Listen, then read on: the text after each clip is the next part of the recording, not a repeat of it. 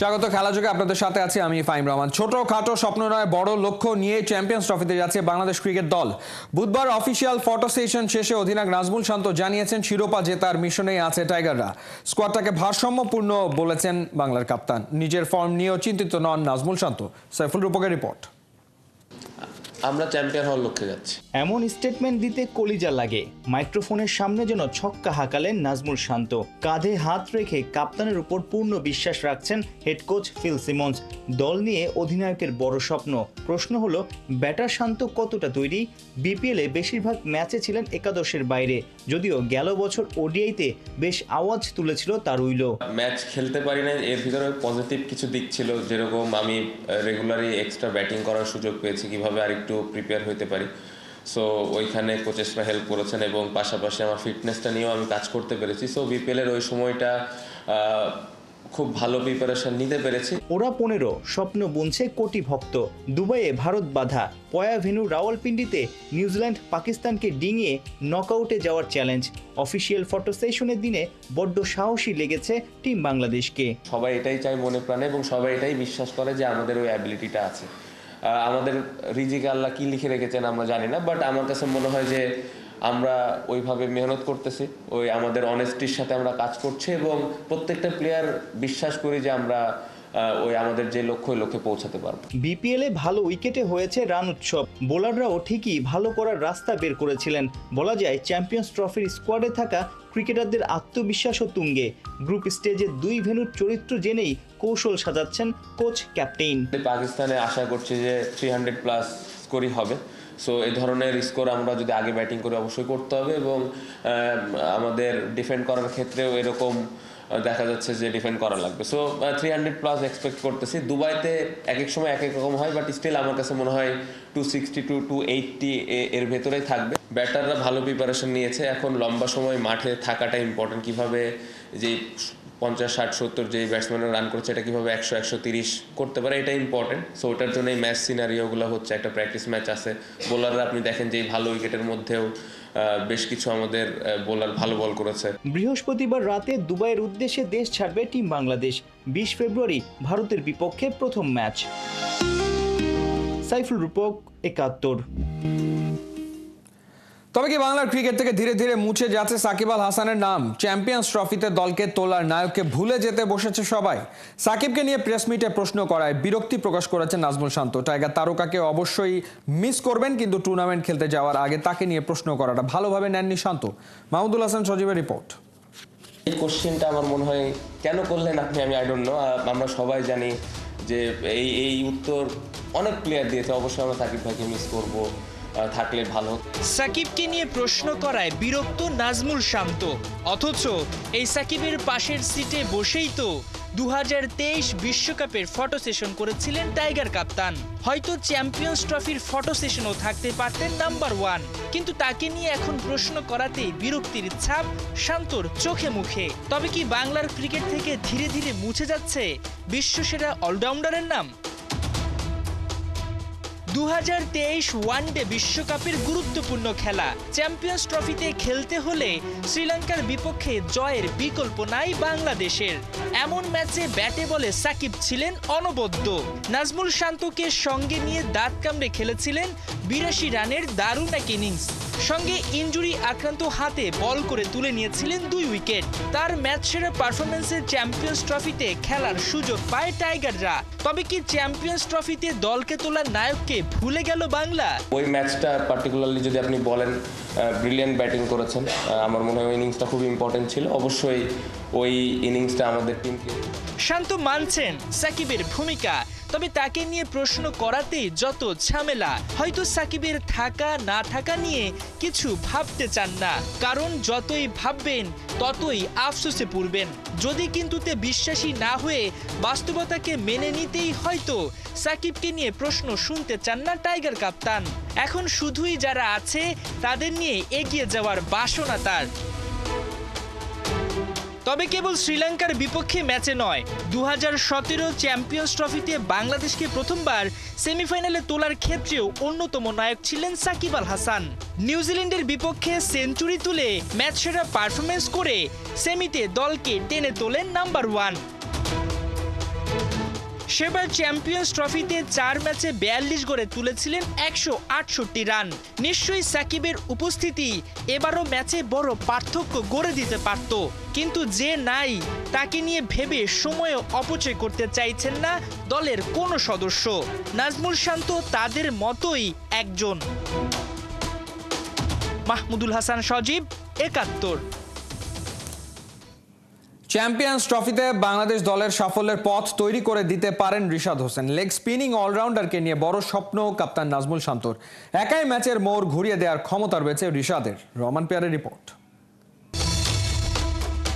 রিশাদে কি হবেন চ্যাম্পিয়ন্স ট্রফিতে বাংলাদেশ দলের গেম চেঞ্জার?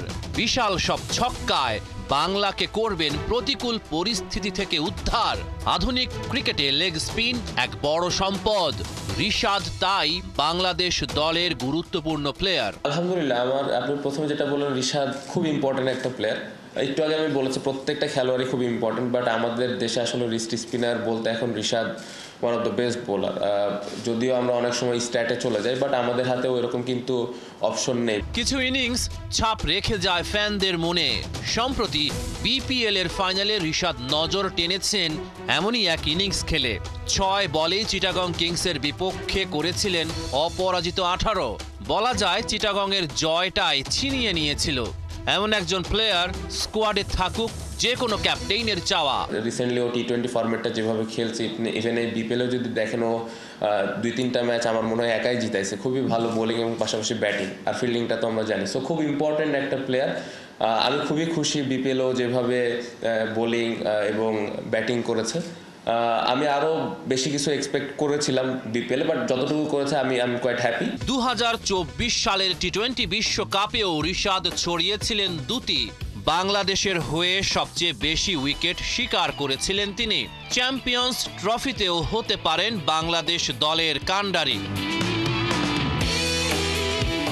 6 ফুট 1 ইঞ্চি উচ্চতার রিশাদ ছক্কা হাঁকান গায়ের জোরে। ছক্কা মারার সামর্থ্যের সাথে তার ফিল্ডিংও নজর টানে। লেগ স্পিনিং অলরাউন্ডার পরিণত হতে পারেন সাদা বলের কমপ্লিট প্যাকেজে।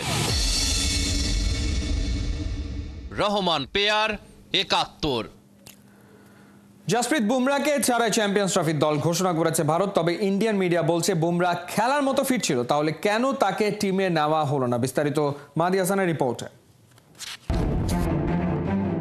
একটা সময় মনে করা হচ্ছিল হয়তো শেষ মুহূর্তে জায়গা পাবেন জসপ্রীত বুমরা, কিন্তু সব জল্পনা কল্পনার অবসান ঘটিয়ে বিসিসিআই জানিয়ে দিল চ্যাম্পিয়ন্স ট্রফিতে ভারতের স্কোয়াডে নেই এই তারকা পেসার। মঙ্গলবার ভারতীয় ক্রিকেট বোর্ডের ঘোষণার পর থেকেই সমর্থকদের মধ্যে হতাশার ছায়া। তবে এরই মধ্যে নতুন এক তথ্য সামনে এসেছে যা চমকে দিয়েছে অনেককে।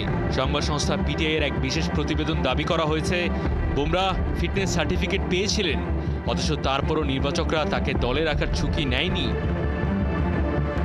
বোর্ডের এক শীর্ষ কর্তা পিটিআইকে জানিয়েছেন বুমরাকে 5 সপ্তাহের জন্য মাঠের বাইরে থাকতে বলা হয়েছিল।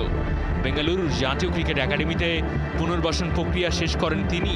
সেখানে ফিজিও এবং কন্ডিশনিং কোচের অধীনে কঠোর ট্রেনিং করেন ভারতীয় পেসার। তার স্ক্যান রিপোর্টও কোনো গুরুতর সমস্যা ধরা পড়েনি। এনসিএ প্রধান নীতিন প্যাটেলের পাঠানোর রিপোর্টও ইতিবাচক ছিল। তাহলে বুমরাকে স্কোয়াডে না রাখার কারণ কি? বোর্ডের ওই সূত্রের ব্যাখ্যা, নীতিন প্যাটেল মূলত নির্বাচক প্রধান অজিত আগারকার ও কোচ গৌতম গম্ভীরের কোর্টে বল ঠেলে দিয়েছিলেন। পুরোপুরি ফিট নন এমন কাউকে স্কোয়াডে রেখে ঝুঁকি নিতে চায়নি টিম। 2022 সালে টি20 বিশ্বকাপের স্মৃতি আজও টাটকা।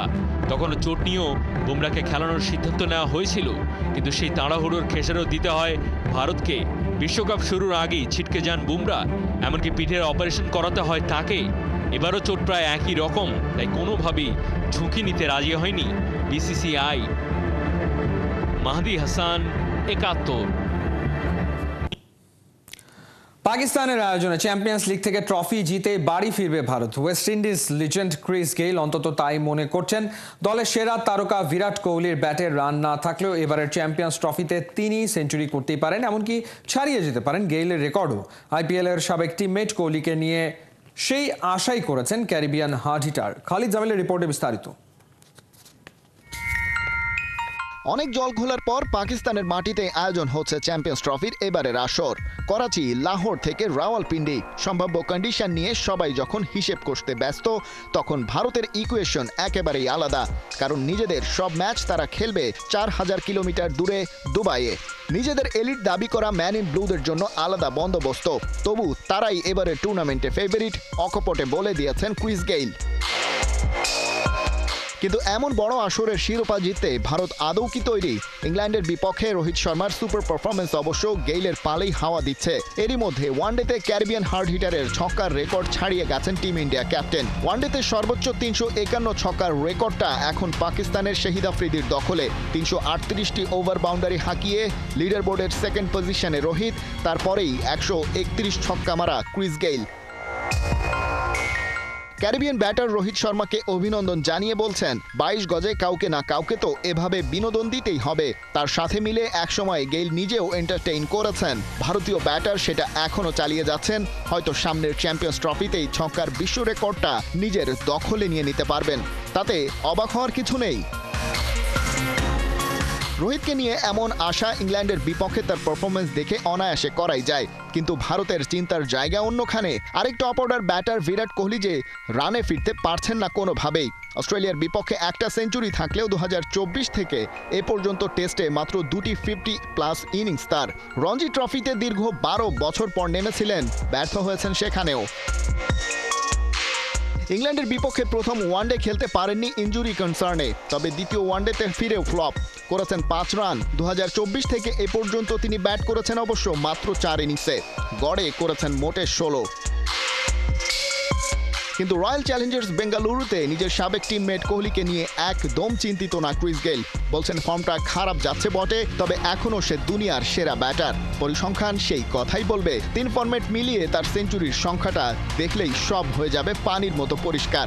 যে কোনো সময়ে রানে ফিরবে আর নিজের জাত চিনিয়ে দেবে। বিরাট কোহলি আর রোহিত শর্মার বাজে ফর্মে তাদের নিয়ে ভারত চ্যাম্পিয়ন্স ট্রফির বিমান ধরবে কিনা তা নিয়ে আলোচনা চলছিল। তবে সেই সবকে পেছনে ফেলে দুজনেই জায়গা ধরে রেখেছেন বহাল তবিয়তে। রোহিত তো রানে ফিরলেন, কোহলি কি ফিরবেন? ওকে খুব কাছ থেকে দেখা গেইল কিছু না ভেবেই বলেছেন, অবশ্যই, কে জানে, হয়তো সে এবারে ভারতকে চ্যাম্পিয়ন্স ট্রফির শিরোপাও জেতাবে। খালিদ জামিল, 71। এশিয়ান কাপ বাছাইয়ে ভারত বধের ছক তৈরি হচ্ছে ইংল্যান্ডে। হামজার সাথে দেখা করতে ঢাকা থেকে লন্ডন পাড়ি দিয়েছেন জাতীয় ফুটবল দলের head coach হাভিয়ার Cabrera. Sheffield United Portsmouth match দেখেছেন মাঠে বসে। জাতীয় দলের ক্যাম্প শুরুর আগে ইংল্যান্ডে আরও বেশ কয়েকদিন থাকবেন কাবরেরা, সেই তথ্য নিশ্চিত হয়েছে খেলাযোগ। অর্ণব বাপির রিপোর্ট। অভিষেকের আগেই হামজা যেন হয়ে উঠেছেন বাংলার ফুটবলের হীরা। জাতীয় দলে ইউরোপে খেলা এই ফুটবলারের গুরুত্ব কতটা, সেই চিত্র পরিষ্কার। দলের একজন ফুটবলারের সাথে দেখা করতে হেড কোচ নিজেই বাংলাদেশ থেকে পাড়ি দিয়েছেন ইউরোপে। অবশেষে গুরু শিষ্যের দেখা। গত 8 ফেব্রুয়ারি শেফিল্ড ইউনাইটেড আর পোর্টসমাউথের ম্যাচ মাঠে বসে দেখেছেন কাবরেরা। সেই ম্যাচে হামজার দুর্দান্ত পারফরমেন্সে তার দল শেফিল্ড জিতেছে 2-1 গোলে। ম্যাচের পরেই এসেছে সেই ক্ষণ, হামজা কাবরেরার আইস ব্রেকিং মোমেন্ট। তবে গুরুত্বপূর্ণ ওই মুহূর্তের কোনো ছবি তোলা হয়নি বলে নিজেই 71 খেলাযোগকে জানিয়েছেন কাবরেরা। গেল মাসেই বাংলাদেশ ফুটবল ফেডারেশনের সভাপতি তাবিদ আওয়াল ইংল্যান্ড সফরের ফাঁকে দেখা করেছিলেন হামজার সাথে। মাঠে বসে দেখেছেন ম্যাচ, একসাথে ডিনারের পাশাপাশি তৈরি করেছেন আগামীর পরিকল্পনা। সেটারই বাস্তবায়ন হয়েছে কাবরেরার ইংল্যান্ড সফরে। হামজার মতো ফুটবলারকে তো এভাবেই কদর করা উচিত। দেশের প্রতি ভালোবাসার টানে বাংলার ফুটবল সমর্থকদের স্বপ্ন পূরণের লক্ষ্যে লাল সবুজ জার্সি গায়ে জড়ানোর সিদ্ধান্ত নিয়েছেন হামজা। কাবরেরার নেক্সট অ্যাসাইনমেন্ট 25শে মার্চ এশিয়ান কাপ বাছাইয়ে ভারতের বিপক্ষে ম্যাচ। জাতীয় দলের ক্যাম্প 28 ফেব্রুয়ারি শুরু হলেও হামজা দলের সাথে যোগ দেবেন সেই ম্যাচের আগে। সেই কারণেই ভারত বধের ছক তৈরি হচ্ছে ইংল্যান্ডে। হামজা কাবরেরার কেমিস্ট্রি জমে গেলেই বাজিমাত। ভারতের অসহায় আত্মসমর্পণ দেখার অপেক্ষায় বাংলাদেশের ফুটবল সমর্থকরা। অর্ণব বাপি, 71। গ্যালারি জুড়ে ভিনিসিয়াস জুনিয়রকে নিয়ে বিদ্রুপ তামাশা, যা তাঁতিয়ে দিল ব্রাজিলিয়ান সুপারস্টারকে। ইউএফা চ্যাম্পিয়ন্স ট্রফিতে সিটির ঘরের মাঠে আগুনে পারফর্ম করলেন ভিনি। গোল না পেলেও তার অ্যাসিস্টে শেষ বেলার গোলে জয় নিয়ে বাড়ি ফিরল Real Madrid. Kohinoor Kona report.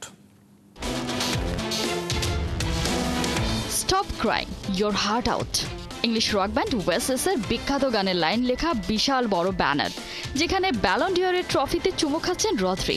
আর সেই দৃশ্য নিজের ক্যামেরায় ফ্রেম বন্দি করছেন ইনজুরির কারণে আপাতত দর্শক বনে যাওয়া সেই রদ্রি, যাকে উদ্দেশ্য করে সিটি ফ্যানদের এমন মশকরা, সেই ভিনি দেখলেন পুরো ঘটনা। ক্রিশ্চিয়ানো রোনালদোকে আইডল মানা ভিনির বিপক্ষে যখন রাইভালরা করে এমন উৎপাত, তখন এই ব্রাজিলিয়ান সুপারস্টার হয়ে ওঠেন আরও আগ্রাসী, আরও অপ্রতিরোধ্য। ব্যাস, রক্তের গন্ধ পেয়ে গেল ভিনি আর রিয়াল মাদ্রিদ। সিটির মাঠে ম্যাচের 85 মিনিট পর্যন্ত পিছিয়ে থাকা মাদ্রিদ হাসল শেষ হাসি। ইতিহাসে যা হলো তা অবশ্য হয়ে আসছে বছরের পর বছর ধরে। যে ক্যাপশনটা কিনা অনুপ্রেরণা দেওয়ার কথা ছিল সিটিকে, সেই ক্যাপশনে জ্বলে উঠলেন ভিনিসিয়াস জুনিয়র। এই জন্যই তো বলে, একটি ভুল সারা জীবনের কান্না। আমি ব্যানারটা দেখেছি। প্রতিপক্ষের সমর্থকরা যখন এই ধরনের কোনো কিছু করে, তখন আমি আরো ভালো খেলার অনুপ্রেরণা পাই, যেমনটা হয়েছে আজ। গেল সিজনে উড়ন্ত ফর্মে ছিলেন ভিনিসিয়াস জুনিয়র। সবাই যখন ভাবলো ভিনির হাতেই উঠবে ব্যালন ডিওর, সেখানে কিনা খবর রটে যায় ভিনি নয়, বরং রদ্রির হাতে উঠতে চলেছে এই প্রেস্টিজিয়াস অ্যাওয়ার্ড। সেই খবরে গেল অক্টোবরে ব্যালন ডিওর প্রোগ্রাম বয়কট করেছিল রিয়াল মাদ্রিদ। এরপর থেকে এখনো পর্যন্ত ফুটবল পাড়ার টক অফ টপিকস ভিনির ব্যালন ডিওর না জেতা। সেই ভিনি এবার ওদেরই মাঠে ওদেরকেই হারিয়ে দিল। ম্যাচ জুড়ে দেখালেন নিজের হিম্মত। 90 মিনিটে তৈরি করলেন 5টি চান্স, যা কিনা সর্বোচ্চ। আর শেষে জিতে নিলেন ম্যান অব দ্য ম্যাচের পুরস্কার। দাঁত ভাঙা জবাব বোধ হয় একেই বলে। 19 ফেব্রুয়ারি ফিরতি লেগ, সেটা কিন্তু সান্তিয়াগো বার্নাব্যুতে। কোহিনুর কণা, 71। ম্যাচের 85 মিনিট পর্যন্ত ব্যাকফুটে থাকা শেষ বেলার ম্যাজিকের জয়ের হাসি রিয়ালের মুখে। ইউএফা চ্যাম্পিয়ন্স লিগে প্লে অফের প্রথম লেগে ম্যানচেস্টার সিটিকে 3-2 গোলে হারিয়েছে রিয়াল মাদ্রিদ। ইতিহাসের শুরুতেই ডেডলক ভাঙে নার্লিং হালান্ড। ভার্দিওলের অ্যাসিস্টে হালান্ডের বুলেট শটে এগিয়ে যায় ম্যানচেস্টার সিটি। আক্রমণের পর আক্রমণ চালিয়েও সমতায় ফিরতে ব্যর্থ হয় রিয়াল মাদ্রিদ। বিরতির পর ফিরেই দলকে সমতায় ফেরান কিলিয়ান এমবাপে। ম্যাচের 80 মিনিটে পেনাল্টি থেকে আবারও সিটিকে লিড এনে দেন নরওয়েজিয়ান সুপারস্টার। এরপরই শুরু হয় রিয়াল ম্যাজিক। শেষ দিকে বদলি নেমেই রিয়ালকে সমতায় ফেরান ব্রাহিম দিয়াজ। আর ম্যাচের যোগ করার সময় ভিনিসিয়াস জুনিয়রের অ্যাসিস্টে দলের হয়ে জয়সূচক গোলটি করেন জুড বেলিংহাম। এই ছিল এই মুহূর্তের খেলাযোগে। সরাসরি সংবাদ অনুষ্ঠান দেখতে চোখ রাখুন 71-এর ফেসবুক পেজ এবং সাবস্ক্রাইব করুন 71-এর ইউটিউব চ্যানেলে। 71-এর সাথেই থাকুন।